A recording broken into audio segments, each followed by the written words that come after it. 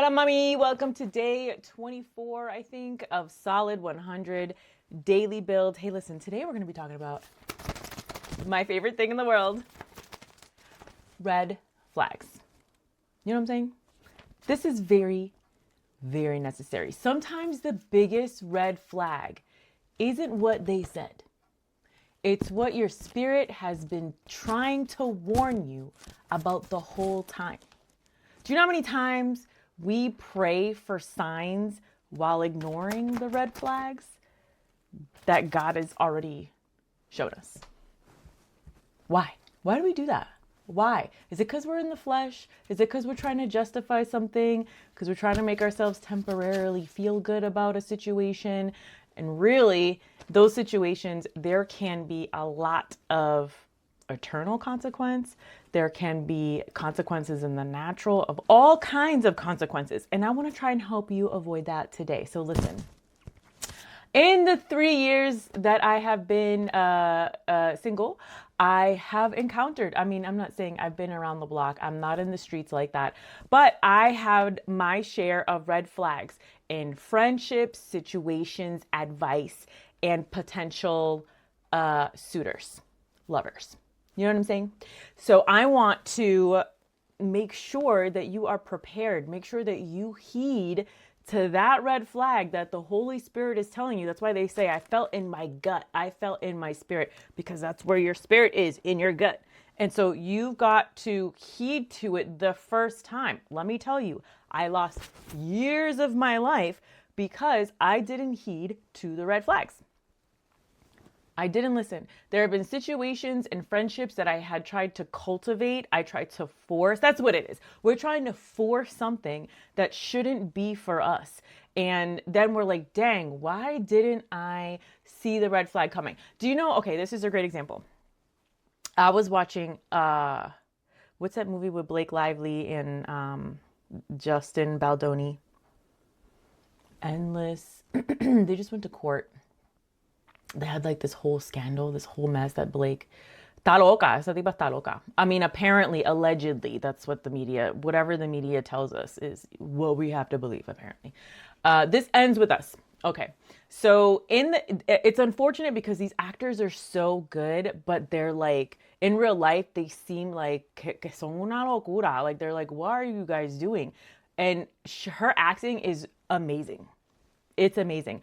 Pero está loca la tipa. So anyway, and this ends with us. In the beginning of that movie, she's on a rooftop and she's like contemplating her life choices or whatever. Or like her dad died and she's up there thinking, I saw it a long time ago. And all of a sudden, this dude comes out of the door and he's swinging and hitting inanimate objects and yelling, ah, and he's frustrated. And she's looking at him like, yo, what's up with this dude? And then he sees her and he calms down, and then they strike up a conversation, right? And in the natural, you'd be like, run, girl, run. But she strikes up a conversation and he's very charming. And, she like ignores the first red flag that he basically showed himself in the first 5 seconds of that interaction, where he was angry and hitting inanimate objects. So this chick ends up being in a relationship with him, and surprise, surprise, he's abusive. Pero chica, didn't you not see that in the beginning of the movie, that he was hitting stuff?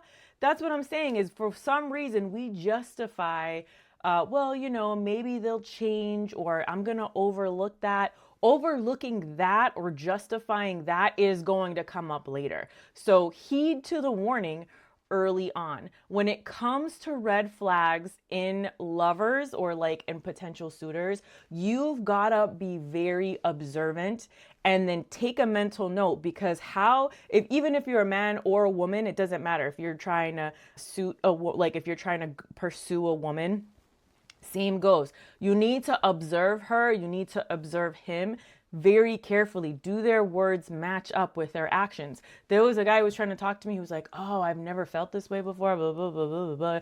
Oh, you're so beautiful. Oh my gosh, I can't believe you're single, blah, blah, blah, blah, blah, blah. And he would never pick up the phone to call me.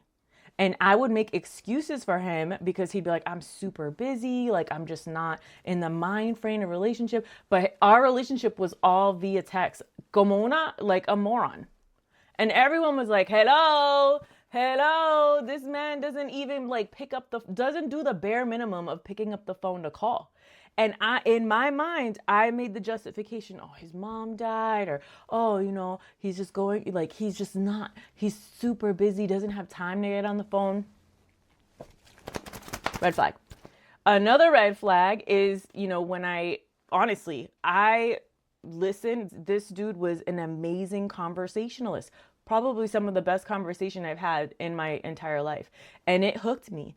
But I didn't have I didn't see him. He was he was in another state. So it wasn't like I could actually be around and like get a feeling. You got to see if there's like actual chemistry. And I remember somebody from church was like, yeah, you got to smell him first. And at first she was saying like metaphorically, like you've got to be around and experience him because talkers can talk all day long. And the moment I saw him, I knew that wasn't it. And on top of that, he did smell a little bit.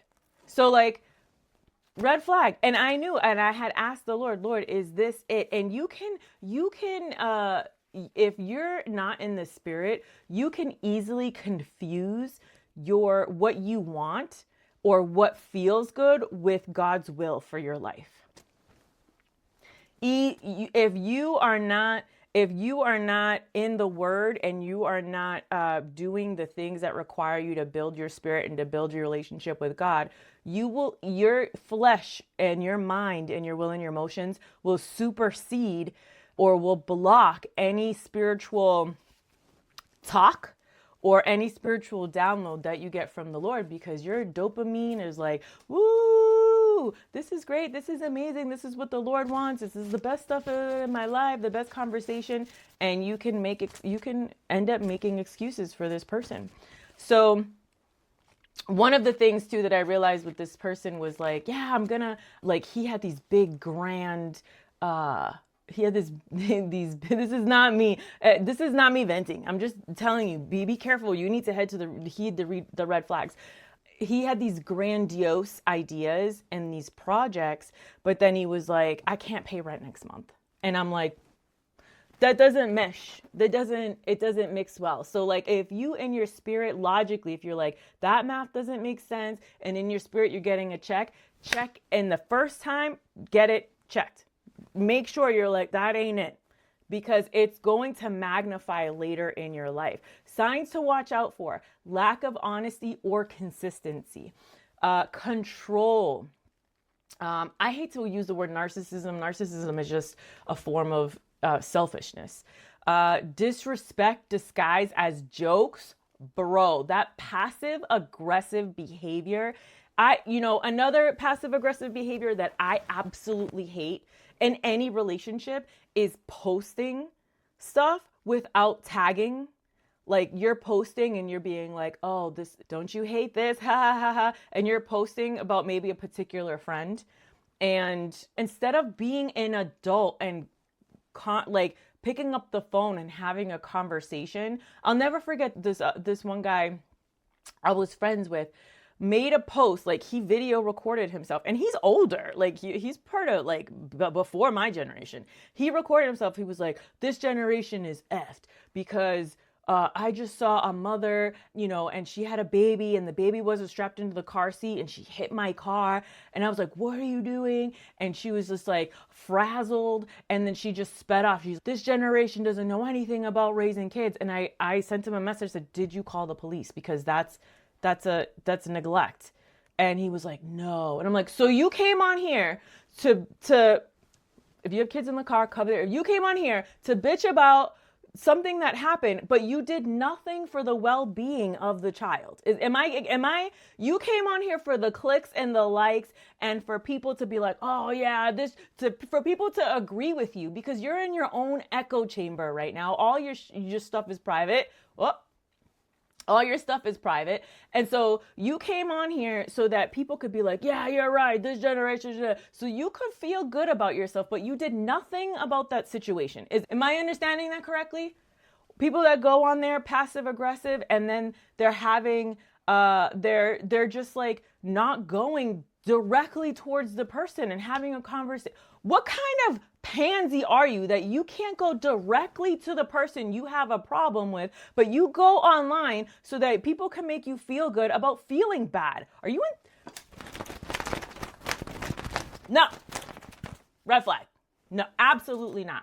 Take it as a red flag. At that moment, I told the guy, what are you doing? Red flag for me, because you're more concerned about attention and likes and clicks and having your social media cup filled than actually making sure that family was okay. No, hell no. You're not a man. You're not a man. Get off. Get off right now. You shouldn't even have a phone. Why do you have social media? You can't even be responsible with basic common sense. Mind you, this dude was like alpha military. Yeah. Yeah. I digress. I got that out of my system. Disrespect disguises jokes.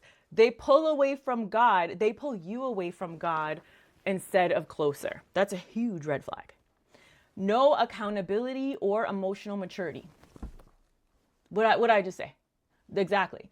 You constantly feel anxious, insecure, or confused. I think confusion is literally the main thing. If you're confused about whether or not you should go on a date with somebody or confused about the behavior of somebody, super red flag. You should be sure, yes or no.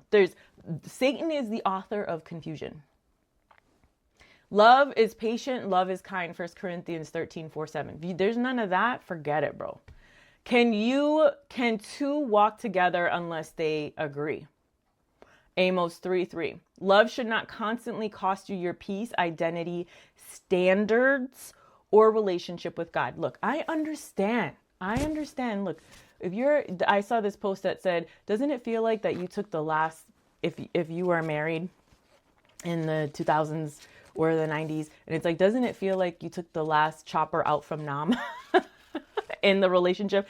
Because you go on apps and you're like, yo, nah, no thanks. And then, the way that you see, I don't know, I'm not in the streets, but from what I've seen is that a lot of men, want to do everything 50-50 and they don't want to man up.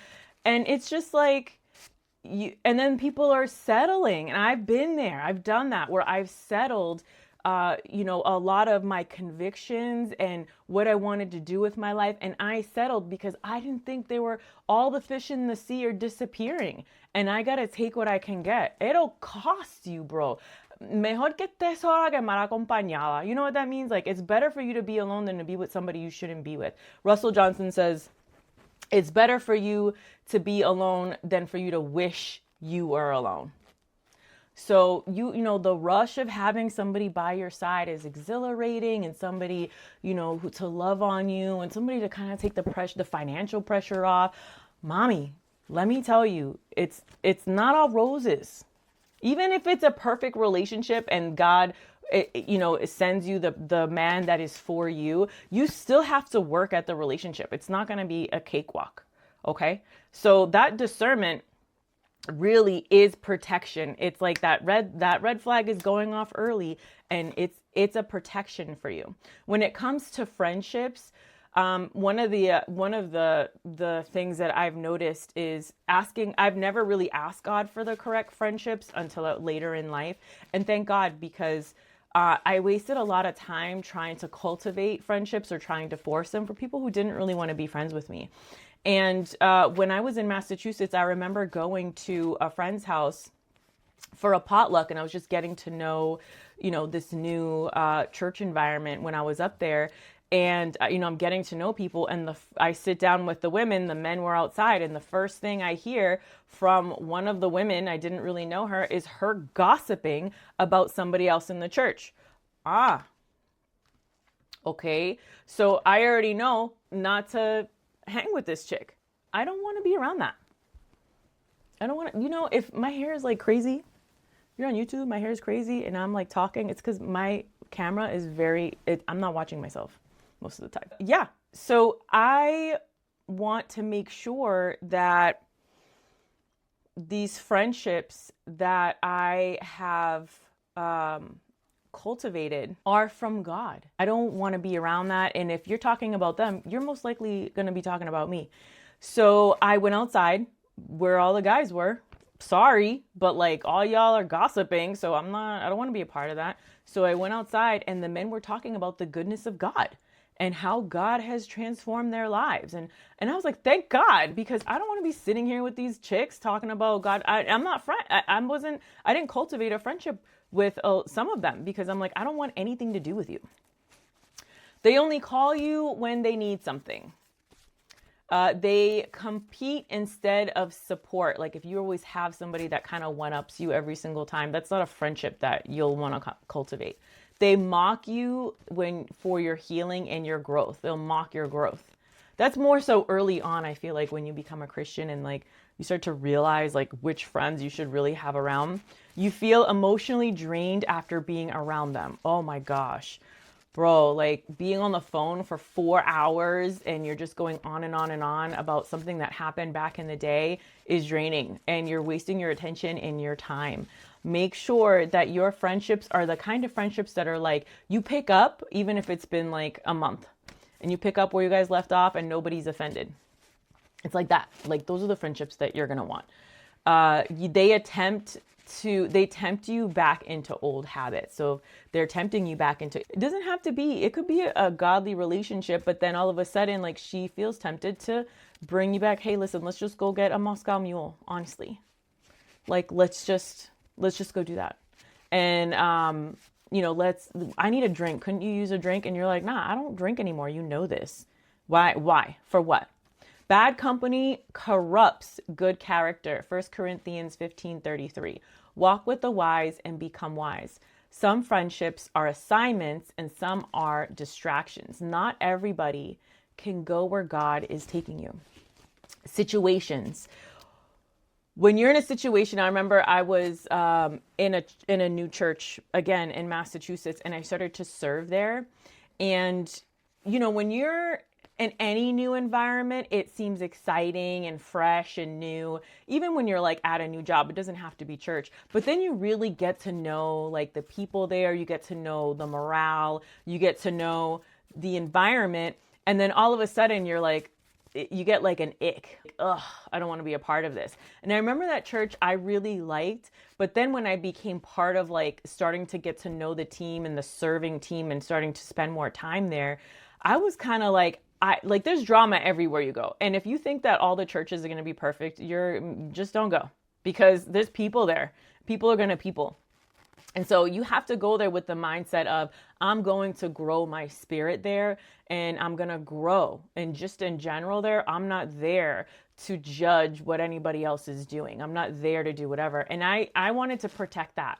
And so when I did, I realized I had to take a step back from serving, because then you start to see things and you start to hear things, and then my view of that church started to skew a little bit when I was going there to get filled and to serve God, not necessarily the church itself. And so I had to take a step back and be like, I really like going to church here.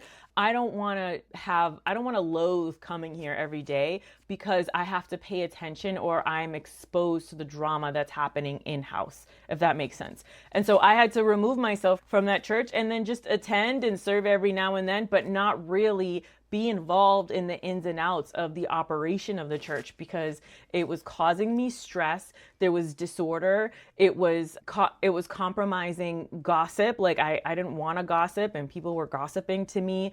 I had to take care, like I was exhausted. And so I had to really watch out for those signs and put a boundary there for myself personally, and be like, I really like coming here. I want to continue to come here. So I'm just going to remove myself, and y'all can have that other stuff.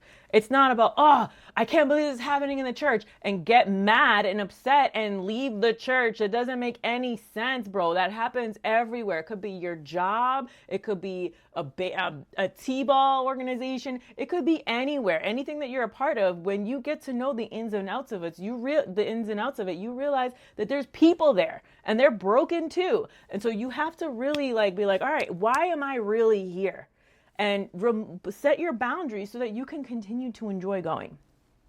For God is not a God of disorder, but of peace. 1 Corinthians 14:33. Let the peace of Christ rule in your hearts. Colossians 3:15. Just because something is available to you doesn't mean it's assigned to you. Does that make sense? Red flags when it comes to advice. Signs to watch out for. Advice based only on emotions. Look, I got advice from somebody, like a couple people actually, that I trusted, and I was growing my business. My business was going well, and I started getting the same advice from people where it was like, hey, just go full time into business and just get rid of your job. And I was like, okay, in the natural, if I were outside looking in, giving advice, I wouldn't tell anybody to quit their job unless their business was consistently bringing in X number amount of money every single month. And I wasn't doing that. And I got involved in the hype, and I took their advice. And because I took their advice, I started to get behind. Like, my business was not consistent enough to sustain itself. And so I started to get behind on my bills, on my finances. And it really wrecked me on the inside because I'm providing for my daughter. And so, some advice, you have to recognize that they're based on emotions. And counsel that pushes pushes revenge or pride or bitterness, like on the other side of the spectrum. It sounds good, but then it's kind of like, well, I don't think that was a good situation for my situation. I have to be able to counsel with people who are 3 steps ahead of me, not people who are in their emotions about what I'm doing with my life. People tell you that sound what's good, and it sounds good, but it's not exactly wise. Wise would be, are they further along than I am? Advice that contradict God's word. You're taking advice like, you should leave your man. That's unless he's beating you or cheating on you or he abandoned you. That's contrary to God's word. People projecting their wounds onto your decisions is huge, because if somebody's been hurt in an area that you're struggling with, they're not going to give you the right advice. I'll never forget this. This one chick, again, from another church in the Northeast, I had just separated from my ex, and she was like, I want to take you to coffee. And I'm like, all right, cool. I was just getting to know her, and she takes me to coffee. And she's like, I don't know her. The first thing that she tells me is, hey, I'm struggling with my marriage. And I'm like, okay, all right. And then she goes, and I know you're single, and I want to know what it's like to be single. What? What'd you say? And she was expecting to be like, oh, it's amazing, it's great, you should leave your husband. I'm not doing that. No, I believe in the sanctity of marriage. So I was just like, no, I'm not going to give you unwise counsel and feed into what you want to hear. I'm not doing that. So you have to be like wise about how you're giving advice, and whether it's red flaggy, or if and you have to be wise about who it's coming from. Who is this advice coming from? What do I like? She's like, oh, you should just go start dating. What? I don't want to start dating right off the bat. No, you have to, because she is unhappy. So you want me to do what, nah, bro, you're not going to live vicariously through me. So you have to really take heed into, okay, what am I listening to, and what am I going to allow into my spirit? Plans fail for lack of counsel, but with many advisors, they succeed. Get different counsel and advisors from different places.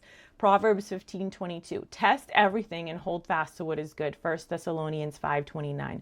Not every voice deserves access to your decisions. Take heed to the red flags, pay attention to them, and set the boundary early on. Discernment is protection. Peace is protection, and wisdom is protection. Ask God, what should I do? And he's the ultimate dude that we should be listening to. Enjoy your Friday. I love you. Enjoy your weekend. I will see you tomorrow. Bye.